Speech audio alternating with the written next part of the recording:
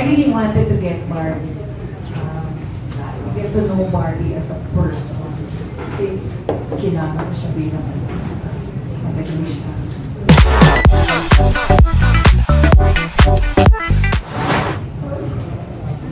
Wala ka naman invitation. Ako kasi, akala nyo lang po. Ay, kasama ko sa trip. Ay, alam ko naman ako. I'm the type to break the ice.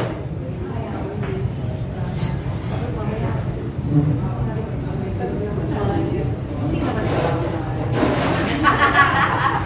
hindi naman lang. Yeah, what we need to get her person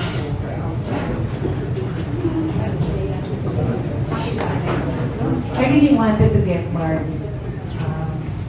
Get to know Barbie as a person. Kasi kilala ko siya bilang artista. Magaling siya. Importante sa akin na makilala ko yung mga importante sa akin. And I found simple, down to earth, Cecilia po. Oo, yun. So, sana naman hindi siya na-nervyos. Hindi ko naman naramdaman. Oo, kasi yun ang sinasabi ko. Hindi naman. Tapos, wala lang. Ang gaan eh. Magaan talaga yung isang magaan sa set. Alam nyo ba? Ako po, wala akong katotohanan na hindi po ako na-intimidate. My gosh, Diyos ko po. Alam ko po ang estado at value po ng isang Estrado Santos Concho sa ating industriya.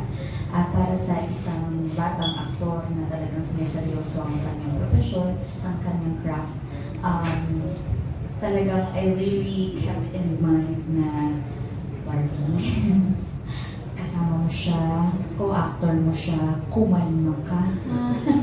Pero naalala ko po talaga nung aming story po ba sa center stage, si Miss Charo po ang huling dumating. Kaya yung parang tingin ko talaga sa kanya, hala si Mama Mary, gano'n.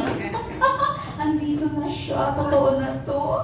So parang sabi ko talaga, okay Barbie, kalma, actor ka dito, huwag ka ma-starstruck, ganyan. Pero syempre hindi ko po napigilang hindi magpa-picture. Dahil lagot ako sa nanay ko pag hindi ako nagpa-picture. Bilin na bilin. And so, pero working with Miss Charo as my grandmother, I really felt the connection with her. And maybe it's because she was so generous na tama po si Miss Charo, magkasama po kami sa dressing room at grabe po, napaka-generous na in terms of yung simpleng chika, malaking bagay po yun. Yung pag-share ng kanyang stories and experience.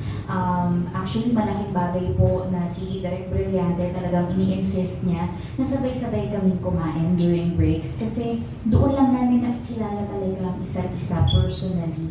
Kaya malaking bagay ho yun kasi mas nakakaroon ako ng deeper understanding of who they really are outside the industry, di po ba? And so, naging madali po para sa akin na makatrabaho si Miss Charo dahil napakagaan po niyang tao, napakasaya niyang kasama, walang ka-ere-ere, and very generous and reliable actor.